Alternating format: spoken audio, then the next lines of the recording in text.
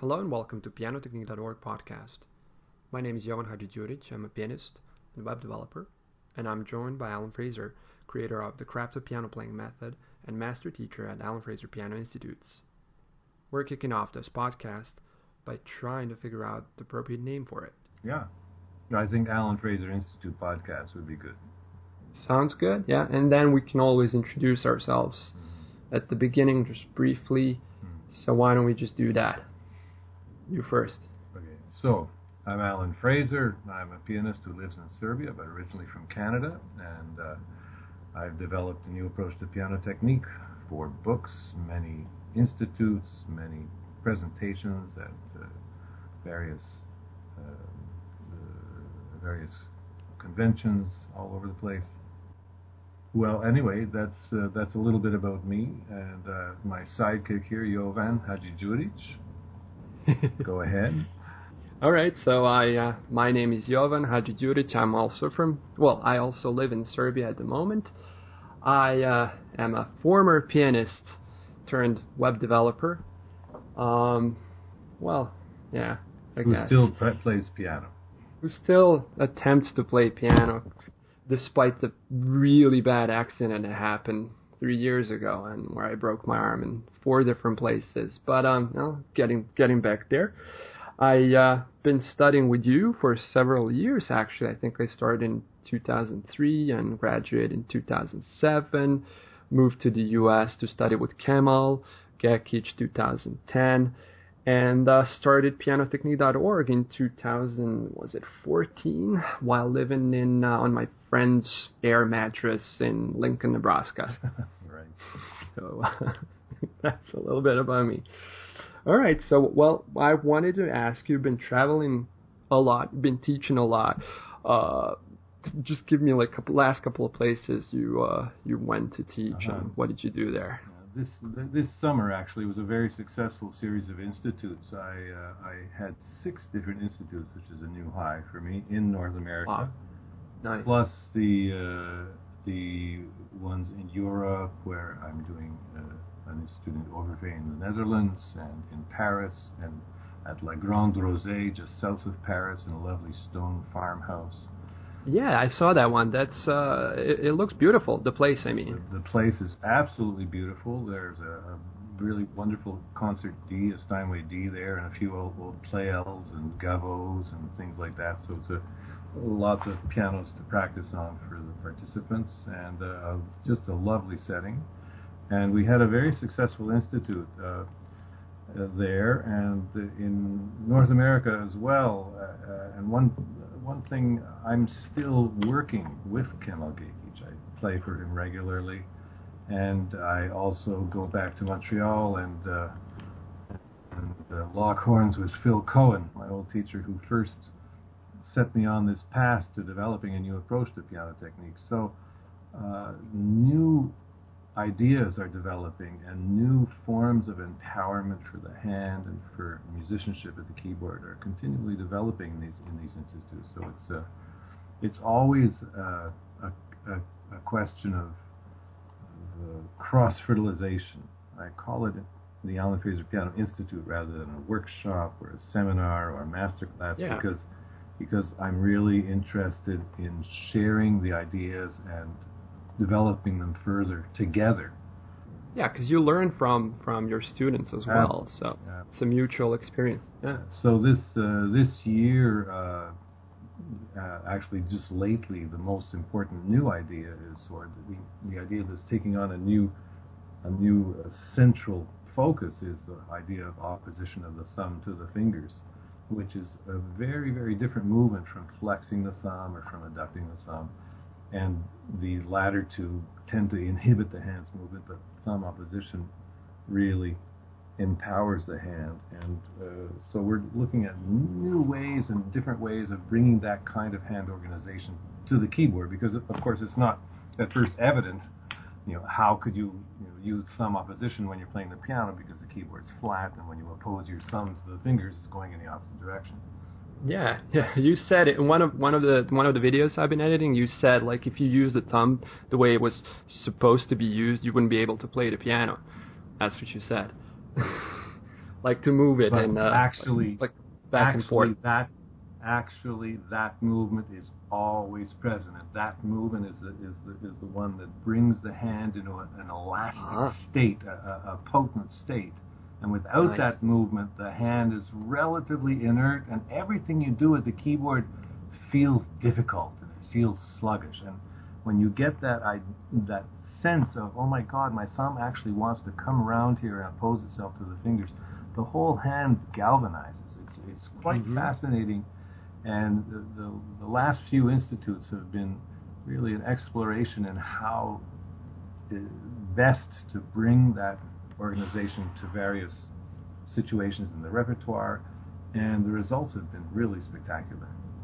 Great. Yeah, I've been watching the videos, and I will most likely publish all of them on the site. So yeah, I also noticed you talk a lot about the thumb, and yeah, this is great. We'll definitely publish all that. Now, I wanted to ask you about Phil Cohen.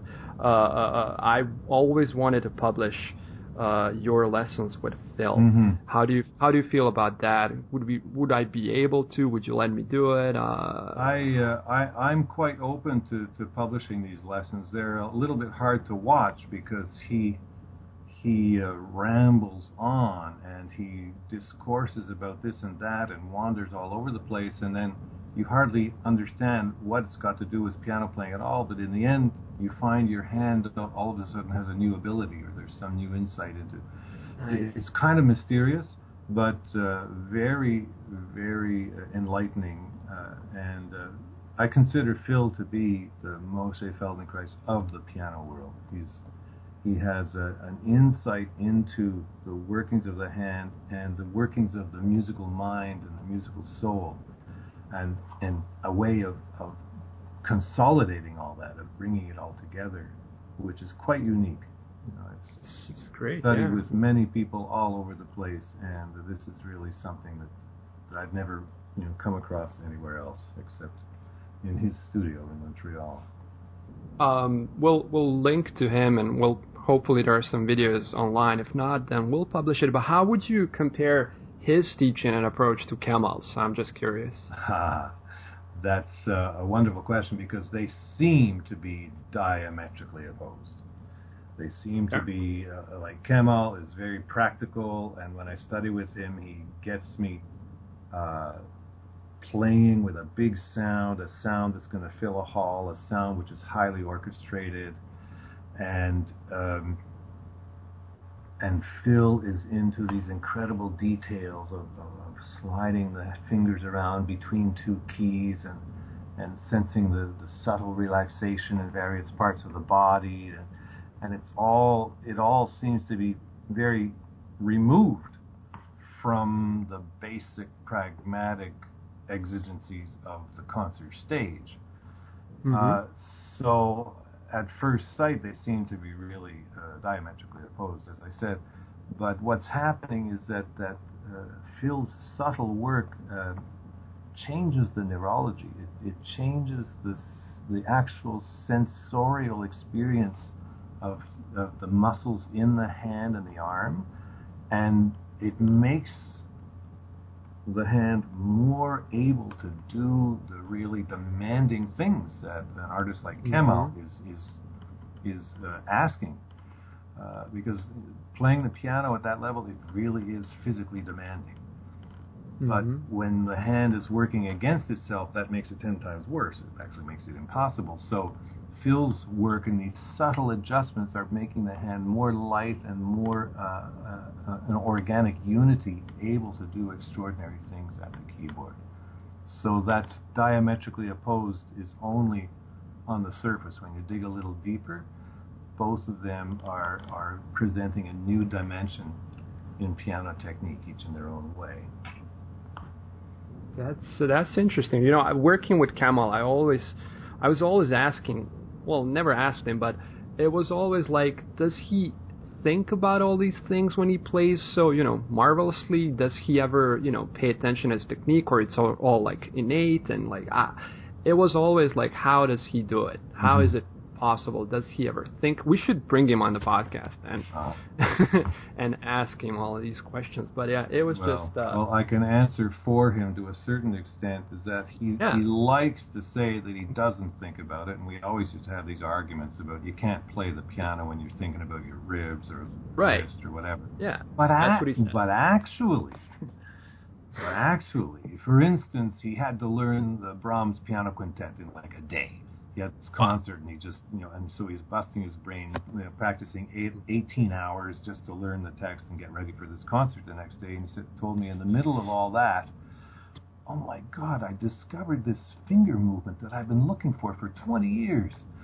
And it just, in the intensity of the moment, somehow the hand arranged itself in a new way, and there it was. And so he obviously does think about these things. And in my fourth book, I've written several chapters describing certain developments that happened in his own playing due to his attentiveness to his own physical organization. Mm-hmm. But of course, it's all to serve a purpose, and he does not dwell on it. He does not become obsessed with it. He uses it for to serve the musical conception and to serve his concept of sound, and just what an extraordinary orchestral instrument the piano is when you play it well. But he does not like to give sort of technique lessons, and most of the time he will ask for musical things in the master classes, in the lessons, and then you see the student's hand change. You see the student's hand change just in order to achieve the musical demands that Kemmel's giving. But of course, when it comes to me, now I sit down and play for him, and he works with me musically as well, but at a certain point he says, he starts giving me an Alan Fraser lesson. Nice. He gives me an Alan Fraser lesson that puts Alan Fraser to shame, because he actually shows me new things that I should have figured out myself, but I did not. So he takes it even further. So he's willing to take the ball and run with it.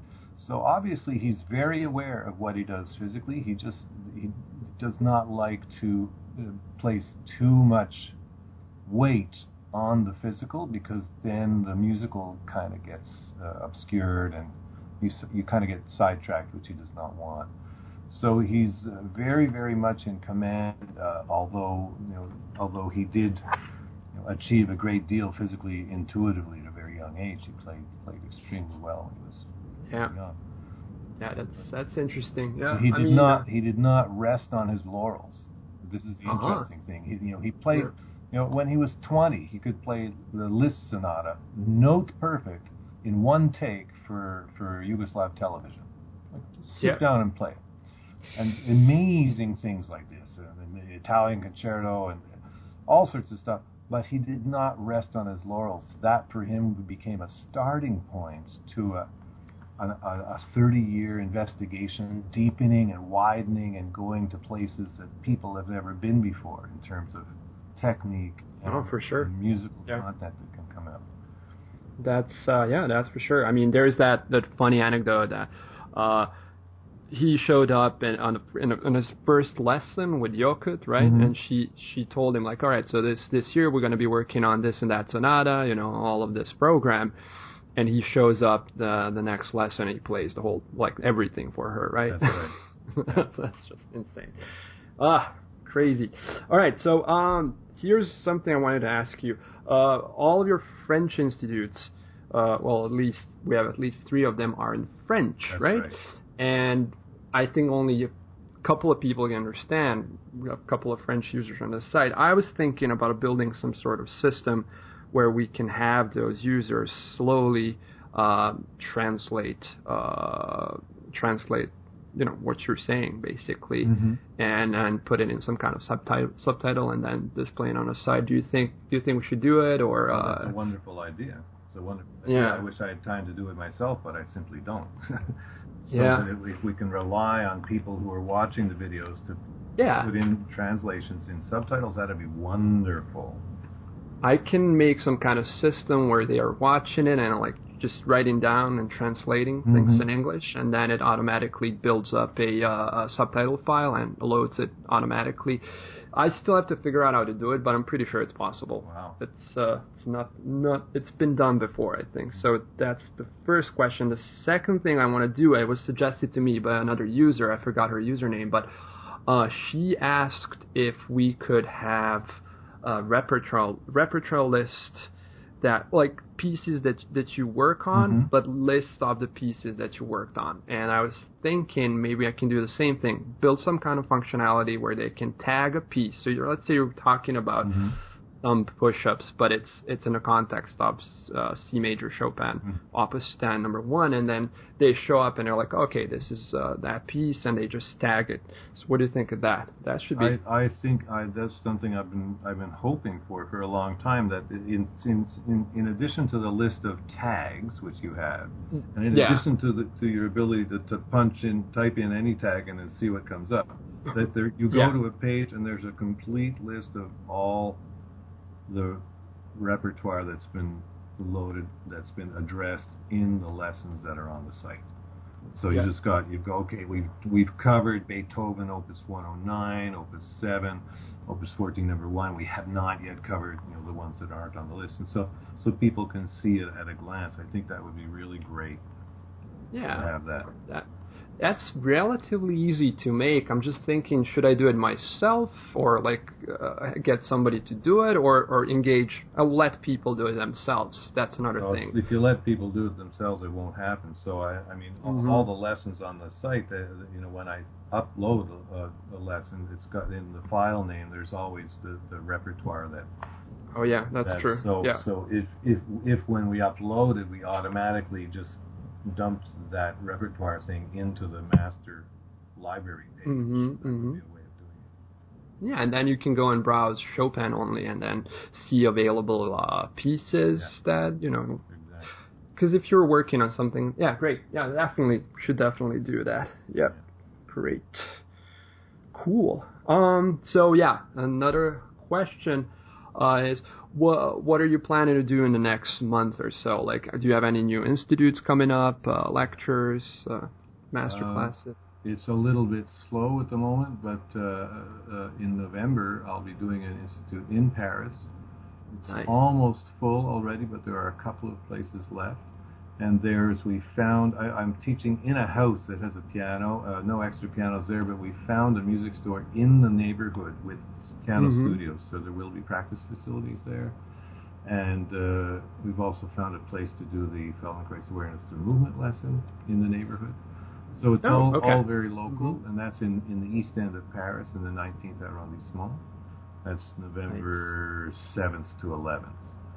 Okay, and before we tell people how they can look it up and get more info, tell me a little bit about, for the people who don't know, your institutes consist of piano lessons, lectures, and ATMs. Now, can you explain ATMs just a little bit, because the other two are... ATM does not mean automated teller machine. ATM means awareness through movement lesson. It's the lessons devised by Moshe Feldenkrais so that you could get a new sense of your own skeleton, believe it or not, through lying on the floor and doing very, very gentle movements which retrain the brain to sense how the muscles are moving different parts of the skeleton, how the bones relate to one another. And these lessons tend to lower tension incredibly. But it's not just about relaxation. It's about lowering tension in order to discover a more efficient way of moving, so that you move you move with greater power, but you expend less energy in order to gain that power, because the force vectors are going through the bones most effectively. So the simplest illustration is, if you push against a wall with your elbows bent, you transmit very little force. But if you straighten your elbows, then you transmit a lot of force through the wall with very little effort, because it's your whole skeleton working to transmit the force. There are hundreds of little tiny changes that can take your entire body closer to that kind of state and empower your hand on the keyboard in a similar way. So the awareness through movement lessons bring your whole body into a state where the piano lessons which follow will have greater effect. You'll have a greater capacity to learn from them and to change your technique for the better. That's is it like a neurological training for the body? How would you? It's Yeah, sensory motor. Yeah. Moshe's working. Moshe Feldenkrais is working at the level of the brain, but he works through the senses. So the sensations it's awareness through movement, but it's not really the best title for these lessons because it's more awareness. Developing your capacity to move well through an awareness of the actual neurological nuts and bolts of movement. Right. Actually sensing how the thing gets put together. So they're fascinating lessons, and they're transformative, and it's very hard to explain what it is. It's like trying to explain color to a blind man. That's right. We have quite a bit of ATMs on the site, and most of them are not, if not all of them, are free. So, and I'll be trying to post more and more of them so that people can see. So, where can people check out your institutes? What's the website? It's pianotechnique.net/Alan Fraser Institute. Okay, so pianotechnique.net/Alan Fraser Institute, and there's a list of all the institutes there and description, and they can sign up and get more information. Great. Yeah. Wonderful. All right. Yeah. What else? Do you have anything else? I don't know. I was gonna say that after the French Institute, I'm actually going to spend 10 days in Germany. Oh, go ahead. Kemal Gekic is playing a total of 5 concerts in southwest Germany. Nice. And in between, he's going to be doing a master class, so I'm going to be there, listen to those concerts. Can you record it? I'm going to record as much as I can. Please do, and send it to me right away. I'll see what I can do, but I'm going to do my best to record as much of that as I can. Great. That's awesome, and then we can post it. Are you going to be teaching in Germany as well? I will be doing some teaching myself. I'm not doing an official institute, but a few people have approached me for private lessons. So of course I'm always open to teach. If I've got somebody coming from Berlin, I've got somebody coming from Frankfurt, and a few things like that. So if anybody's interested, you can. What city is it going to be? Trossingen. Oh, Trossingen. Okay. Great. So, all right. You can get, if you send a letter to info@maplegroveproductions.com, then that'll get to my secretary, and she'll pass it on to me. Wonderful. Yep. Great. Thank you for listening. I hope you enjoyed this episode. Let us know what you think by commenting at pianotechnique.org/podcast.